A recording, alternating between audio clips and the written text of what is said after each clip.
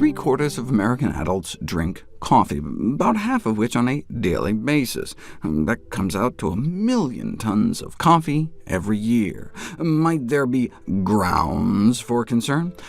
Population studies have found that coffee drinkers tend to have lower risk of Parkinson's, less prostate cancer, especially the women, less liver cancer, less diabetes, liver cirrhosis, depression among women, and a reduction in mortality overall, such that coffee drinkers tend to live longer than non-coffee drinkers, with mortality bottoming out at about 4 cups a day. But these are all just associations. You don't know if it's cause and effect until you put it to the test. For example, coffee really does seem to protect the liver. Take people with chronic hepatitis and have them drink coffee or not for a month, then switch them back, and the coffee really did seem to help. Similarly, randomized Parkinson's patients to get 2 cups of coffee worth of caffeine and get a significant improvement in movement symptoms within 3 weeks. Runners randomized to drink coffee shaved about 6 seconds off their mile.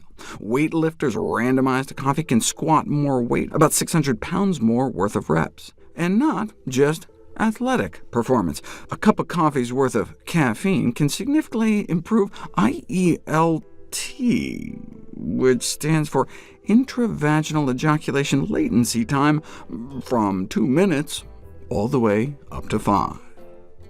Unfortunately, those effectively randomized at birth to genetically just have higher predilection to drink coffee do not appear to be protected from diabetes, or depression, or Alzheimer's, or obesity, or metabolic syndrome, so it seems the protective associations may just be due to confounding factors, like maybe those who drink coffee just happen to exercise more or something. And the same with prostate cancer. No apparent cause and effect relationship, and even the mortality benefit seemed to disappear.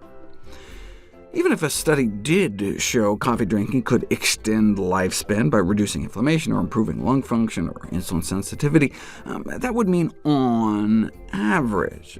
There is inter-individual variability after consumption of major plant food compounds, meaning people may respond differently. For example, how crazy is this? In some rare individuals, heavy use of caffeine apparently provokes sleepiness.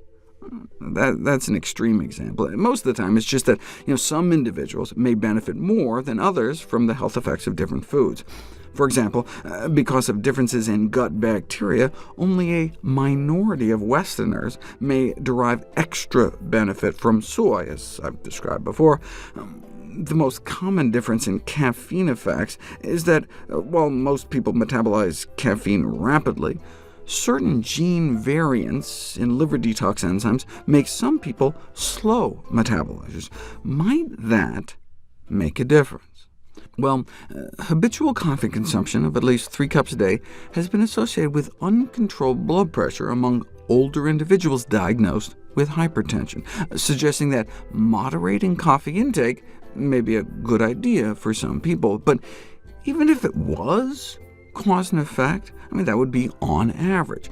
What would happen if you split people up by how fast they metabolize caffeine? Compared to coffee abstainers, those who have impaired caffeine metabolism genes have an elevated risk of becoming hypertensive at 1 to 3 cups a day, and especially at 4 or more. OK, but check this out. For the rapid metabolizers, not only was there no excess risk at 1 to 3 cups, heavy coffee drinkers were protected, meaning apparently the more coffee they drank, the lower their risk. How do we explain that? Well, coffee is a complex blend of a vast number of different compounds. There are protective polyphenol antioxidants that are beneficial. Coffee beans are, after all, beans, well, actually seeds, but seeds are really healthy too. On the other hand, there's the caffeine, which can spike adrenaline levels in the blood, but only if you're a slow metabolizer. Rapid metabolizers can clear caffeine so fast that there's no increase in adrenaline, even at 4 or more cups a day.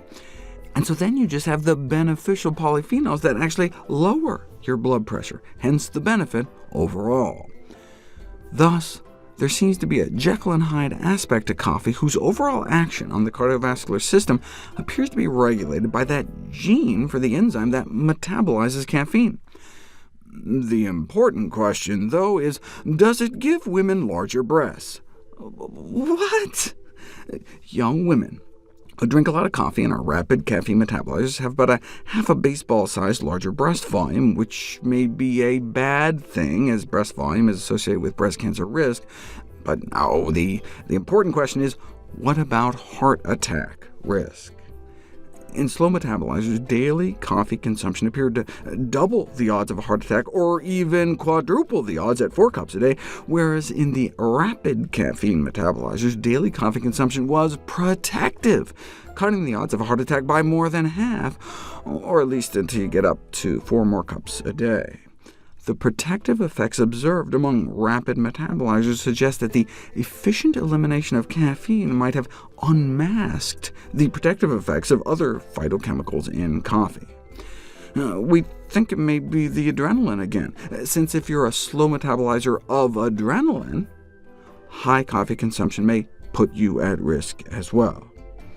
So, is coffee friend or foe? These studies suggest the possibility that slow caffeine metabolizers who consume caffeinated coffee may have an increased risk of cardiovascular disease, whereas fast caffeine metabolizers may be protected from this risk by the antioxidants and other beneficial compounds.